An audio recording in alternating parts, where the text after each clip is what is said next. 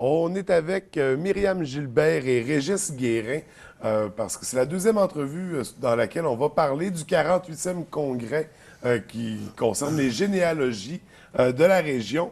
Donc, bienvenue, re-bienvenue à l'émission, puis bienvenue pour une première rencontre. Bonjour. Bonjour. Bonjour. On va commencer par un rappel, là, pour remettre les gens, les téléspectateurs dans le bain. De quoi on parle quand on parle de ce congrès-là?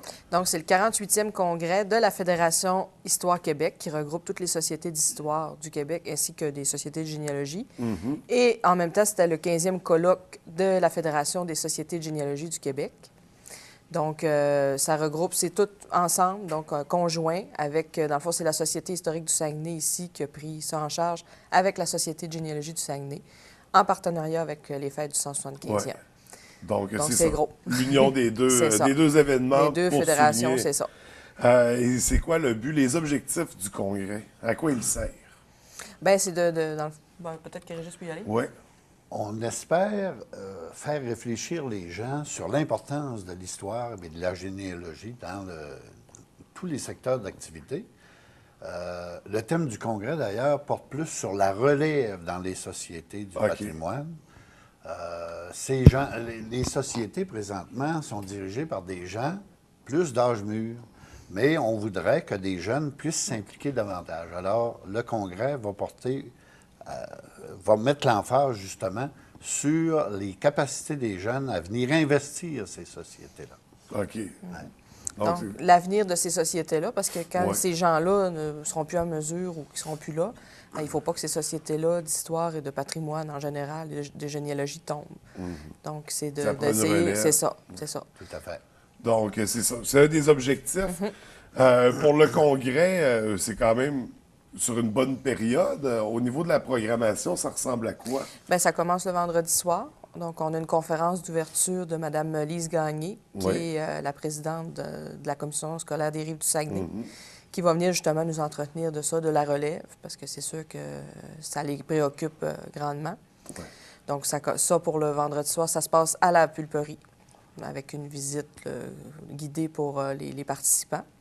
Et puis, ça se poursuit, dans le fond, le samedi au Montagnet. Donc, le samedi, ça se passe au Montagnet et au Musée du Fjord, ici à la baie, avec une excursion dans l'après-midi sur les travaux, une exposition sur les travaux de Gérard Bouchard et le projet Balzac. Donc, à 14 h. Okay. Donc, les gens vont prendre une navette, ils vont s'en venir au musée ici, au Musée du Fjord, venir visiter cette exposition-là. Une navette qui va partir du Montagnet. Du Montagnet. C'est ça. OK. Exactement. Là, on a parlé, c'est ça, c'est vendredi, samedi? Ça, c'est samedi. Puis samedi, dans le fond, on a 3 blocs. Donc, 3 blocs d'activités, soit des conférences, des tables rondes, des forums, etc. J'ajouterais au propos de Myriam que Mme Gagné, déjà vendredi soir, va aussi aborder l'importance de l'enseignement de l'histoire. Okay. On entend parler actuellement, les gens du gouvernement réfléchissent beaucoup. La ministre de l'Éducation, Mme Malavoie, surtout Pierre Duchesne, le ministre de l'Enseignement supérieur cette semaine, veut justement réintroduire au niveau collégial l'enseignement de l'histoire obligatoire. Okay. Alors, le Congrès va justement porter là-dessus l'importance d'enseigner l'histoire à tous les niveaux d'enseignement au Québec. L'histoire de notre Québec national. Fait que l'histoire du Québec en général. Qui s'inscrit également dans l'internationalisation aussi historique. Alors, c'est ça, c'est ce que le Congrès veut véhiculer comme message. Et les ateliers, les conférences vont tourner autour de cette grande thématique-là. Évidemment, on va traiter de faits d'histoire particuliers. Exemple, Mme Dubuc, qui écrivait ses journaux, qui décrivait sa vie quotidienne et ses voyages dans ses journaux. Bon, bien, un historien régional comme Gaston Gagnon va aborder cette thématique-là dans une conférence comme telle. Mais il y a des conférences qui vont plus porter sur l'importance de l'histoire du peuple québécois dans la vie quotidienne. Comme celle, par exemple, de Camille Girard. Lui, il fait une conférence sur les récits de vie. Donc, ça fait au-dessus plus que 30 ans qu'il travaille là-dessus. interroger des personnes âgées et puis prendre, dans le fond, leur récit de vie. Ouais. Et puis, lui, il donne ça dans le premier bloc, là, le samedi matin. Donc, il y a une conférence là-dessus qui est très intéressante sur le Saguenay, le Québec. Dans le fond, ça s'appelle Dynamique culturelle, récit de vie et dynamique culturelle. Donc, Camille Girard qui enseigne à l'Université du Québec à Chicoutimi. Par exemple, on a lui qui, comme historien régional, on a, c'est ça, Éric qui est venu la semaine dernière, Éric Tremblay. L'historien du 175e, c'est ça, qui donne une conférence aussi le matin sur, dans le fond, la Société des 21 et l'ouverture du Saguenay à la colonisation. Donc ça, c'est plus dans l'histoire régionale. Tu sais. Mais on a, comme Régis disait, là, vraiment le forum important de discussion sur l'importance de l'enseignement du primaire à l'université. Okay. Donc, on a une professeure de l'université, Sylvie Claveau, qui participe à ça. On a un professeur du cégep de Saint-Félicien, une personne de la commission scolaire également, puis M. Lamontagne, là, qui vient de la Fédération Histoire Québec. On parle de combien de conférenciers qui vont participer à l'événement? On en a 18. Donc, 18 conférenciers. 18 répartis sur 3 jours? C'est ça. C'est sûr qu'il y a des forums de discussion qui sont plusieurs. Il y en a... C'est sûr, dans le fond, le gros des conférences, c'est le samedi. Parce que le dimanche, c'est des excursions. Donc, on fait une croisière sur le fjord, puis il y a une excursion à Arvida. Puis comment ça fonctionne, les excursions? Il y a un guide, j'imagine, qui décrit? Oui, bien, on a 2 guides sur la croisière qui vont décrire. On va se rendre à Sainte-Rose-du-Nord, tout ça. Et puis, pour Arvida, bien... Celle d'Arvida va être intéressante à plusieurs points. Le guide principal de celle d'Arvida, justement, sera Lucica Morissette, une professeure de l'Université du Québec à Montréal.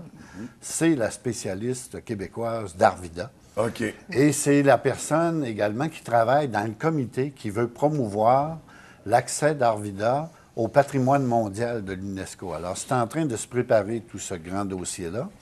Et Mme Morissette va s'occuper justement de faire visiter, de montrer l'importance du patrimoine bâti arvidien. C'est une ville de compagnie, tout comme Port-Alfred l'était. Mais Arvida, c'est un phénomène unique au monde et au Québec. Et c'est ce vers quoi on veut tendre.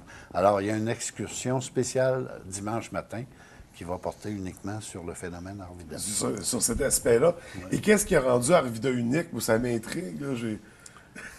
Arvida, dans le patrimoine international, Arvida s'inscrit dans la grande lignée des villes de compagnie européennes. Qu'on pense aux villes de compagnie anglaises. Ça avait même commencé en France au 18e siècle. Mais ça s'est transposé en Amérique.